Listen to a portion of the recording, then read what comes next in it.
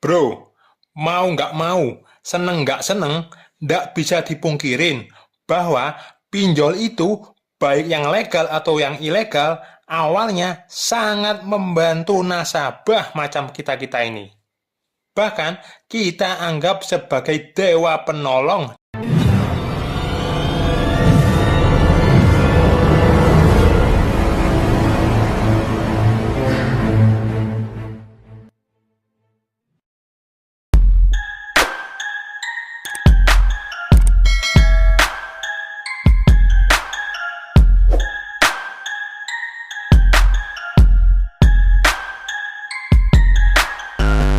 Salam bajul gama lama, bantai pinjol nggak pakai lama.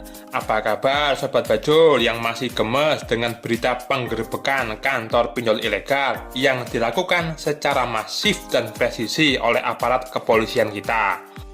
Bravo Polri, sikat semua pinjol ilegal. Pastinya sobat bajul yang punya koleksi tagihan di aplikasi pinjol ilegal berasa dapat angin segar, pikiran bisa sedikit plong karena penagihan para DC pinjol ilegal laknat sudah nggak ada lagi, minimal berkurang. Apalagi sudah ditambah restu dari Menko Polhukam Bapak Mahfud MD yang menyatakan tak perlu lagi bayar pinjol ilegal. Ini artinya mengaminkan atau mengiyakan anjuran Kominfo yang jauh lebih dulu ada, yaitu pinjamlah sebanyak-banyaknya di pinjol ilegal, ndak perlu bayar. Nah loh, lebih ekstrim kan? Jadi kita ini tidak saja disuruh stop bayar pinjol ilegal, tapi malah disarankan untuk pinjam sebanyak-banyaknya di pinjol ilegal.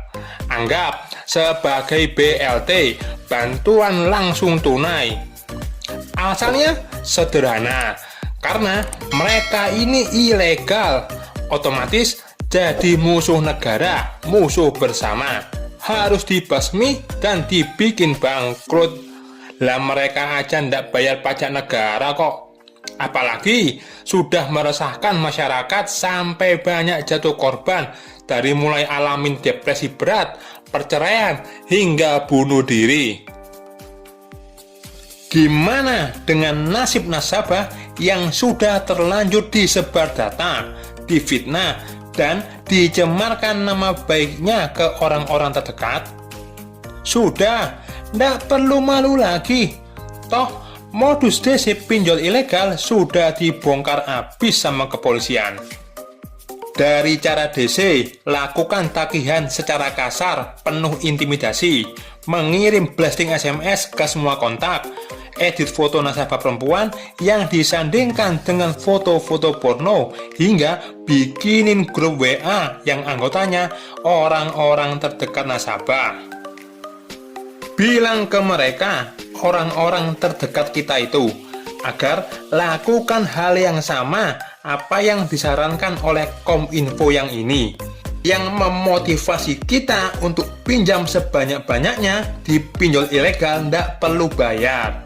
Toh resikonya cuman begitu-begitu aja. Dan pastinya orang-orang terdekat kita itu tahu dong karakter kita kayak apa. Tidak mungkin juga seperti apa yang difitnahkan oleh para DC yang buka open BO bagi nasabah perempuan, atau pelaku pencabulan dan pemerkosaan bagi nasabah pria. Kalau orang-orang terdekat kita yang ada di kontak HP ditagih, ditelepon sama DC, suruh aja konsisten bilang ndak kenal dengan kita. Tak jamin itu DC akan berpikir, walah ternyata nasabahku ini pemain pinjol toh, yang hobinya ngebajul alias ngebantai pinjol. Wis talah, gak bakal nagih-nagih lagi. Bro, mau nggak mau, seneng nggak seneng, nggak bisa dipungkirin bahwa pinjol itu, baik yang legal atau yang ilegal, awalnya sangat membantu nasabah macam kita-kita ini. Bahkan kita anggap sebagai dewa penolong di saat kepepet butuh duit dalam waktu cepat, di mana orang-orang terdekat kita macam keluarga, teman kantor, teman nongkrong tidak bisa diharapin bantuannya. Malah yang ada bikin sakit hati dengan omongan mereka.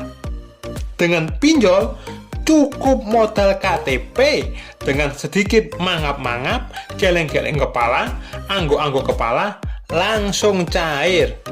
Iya Pak, iya. Bro, tahu nggak kenapa kita lebih memilih minjol sana-sini daripada cari pinjaman ke orang-orang terdekat kita?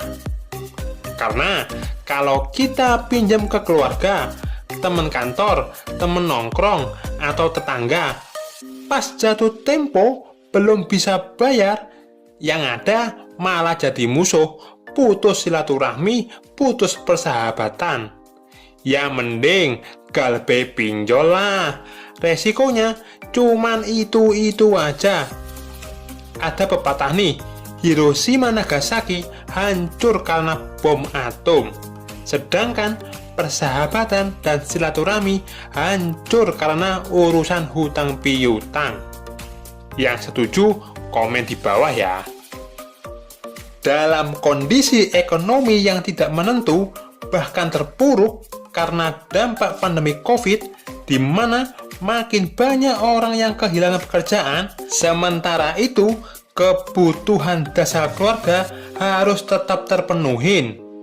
Daripada maling, nyopet, ngerampok, ada resiko penjara, pidana. Kalau ketangkep, bahkan bisa-bisa dibakar massa. Ya mending minjol lah, ndak ada resiko pidananya.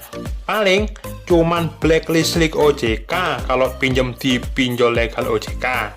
Yang imbasnya ndak bakal bisa ngutang lagi di mana-mana. Ingat, setiap tindakan pasti ada konsekuensinya, ada resikonya. Ya jangan egois. Masa iya belum bisa bayar pinjol minta semuanya aman? Berharap ndak ditagih tiap hari, ndak dihubungin kontak darurat, atau sebar data ke semua kontak HP kalau itu berhubungan dengan pinjol ilegal. Sadar diri bro dengan posisi kita. Nikmatin aja prosesnya. Masalah itu jangan dihindarin. Mari bersahabat dan berdamai dengan masalah yang ada. Sampai sini dulu sharing kita kali ini. Jangan lupa untuk selalu support channel Bajul Gamalama.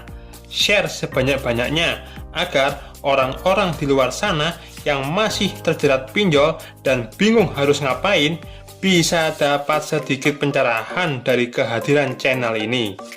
Salam Bajul Gamalama, bantai pinjol nggak pakai lama.